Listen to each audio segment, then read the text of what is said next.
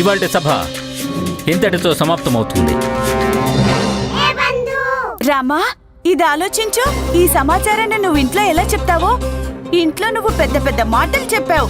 గుండప్ప మనసు విరిగిపోతుంది రామా. అవును బంధు, నేను కూడా ఆ విషయం గురించి ఆలోచిస్తున్నాను.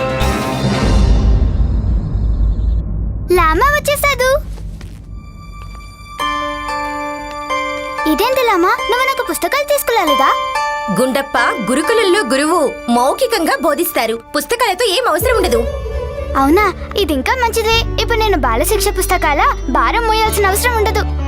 కానీ గురువు ఏదైతే మౌఖికంగా శిక్షణ ఇస్తాడో వాటిని గుర్తు పెట్టుకోవడం కోసం నువ్వు రాయాల్సి ఉంటుంది. ఏం పర్వాలేదమ్మా, నేను రాసుకుంటాను. లామా, నీకు మనస్ఫూర్తిగా ధన్యవాదాలు మిత్రమా. నాకెంత సంతోషంగా ఉందో నేను మాటల్లో చెప్పలేను. నా జీవితంలో మొదటిసారి ఎలా అనిపిస్తుందంటే నాకు కూడా కొంత ప్రాధాన్యత ఉందని.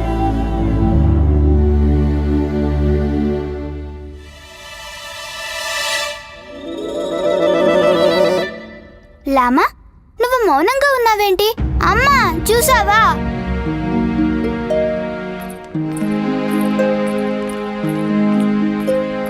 నాకు తెలుసు రామా ఏం ఆలోచించి దిగులుగా ఉన్నాడంటే రేపు తన మిత్రుడికి దూరమైపోతున్నాడని.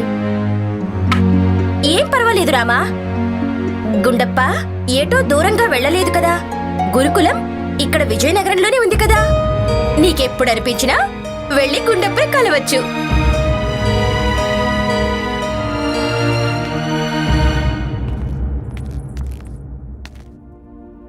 గురుకులంలో కేవలం రాజపుత్రులే అధ్యయనం చేస్తారని గుండప్పకి ఎలా చెప్పాలి? తనకి అక్కడ చోటు లేదని ఎలా చెప్పాలి?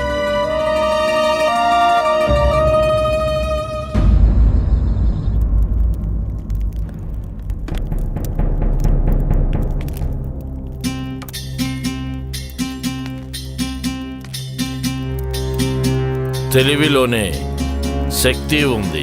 ఇక నా తెలివికున్న శక్తి ఏంటో నువ్వు చూసావు కదా విద్యాధర. ఎప్పుడూ మర్చిపోకు, నువ్వు విజయనగరంలోనే అన్నింటికంటే పెద్ద గురుకులంలో ప్రధానాచార్యుడివయ్యావు. అది నా కృప వల్ల. లేదంటే నీ లక్షణాలు ఎలాంటివంటే నిన్ను ఎవ్వరూ కాపలాదారుడిగా కూడా పెట్టుకోరు.